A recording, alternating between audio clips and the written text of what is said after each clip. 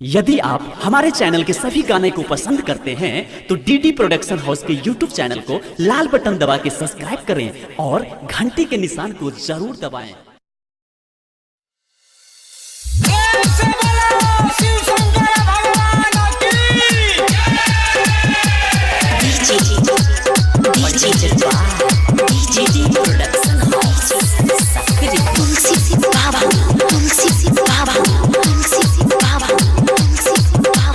माया के जाल छोड़ो यही साल बाकी कुछ बना के खइया। माया के जाल छोड़ो यही साल बाकी कुछ बना के खइया।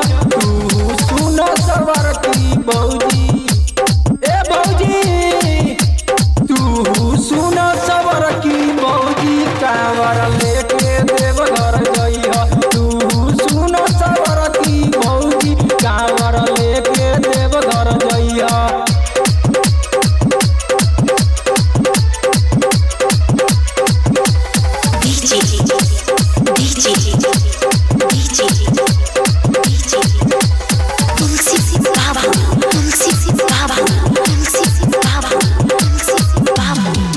दुई तीन लइका के बनी गेलू माई, सुइया पहाड़ चढ़बू त पौआ छिलाई। दुई तीन लइका के बनी गेलू माई, सुइया पहाड़ चढ़बू त पौआ छिलाई।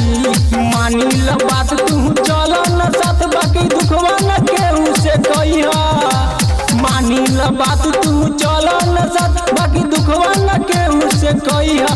तू सुन सवर की भौजी, कांवड़ लेके देवघर जइहा। तू सुन सवर की भौजी, कांवड़ लेके देवघर जइहा।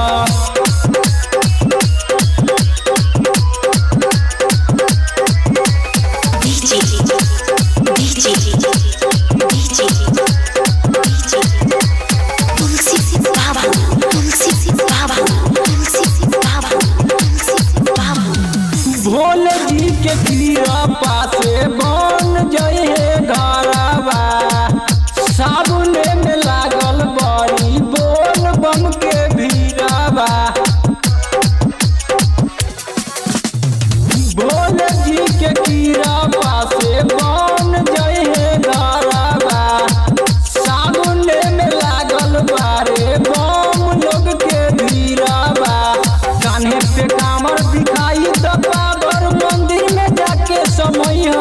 तू सुन सबर की भौजी, ए भौजी तू सुन सबर की भौजी, कांवर देवघर लेके जइहा। तू सुन सबर की भौजी, कांवर देवघर लेके जइहा।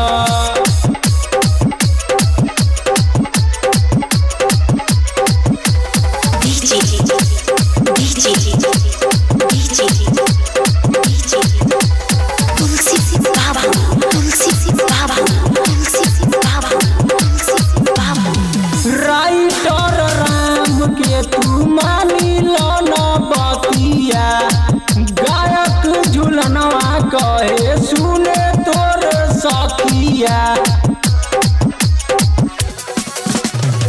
राइटर राम के तू मानी लो न बतिया, गायक झुलनवा कहे सुने तोर सखिया। करन बेर बढ़ावा तू डेग अरे टाइमे से जल चढ़ैया। तू सुन सबर की भौजी, ए भौजी तू सुन सबर की भौजी, कांवर देवघर लेके जइहा। तू सुन सबर की भौजी, कांवर देवघर लेके जइहा। माया के जाल छोड़ो यही साल बाकी कुछ बना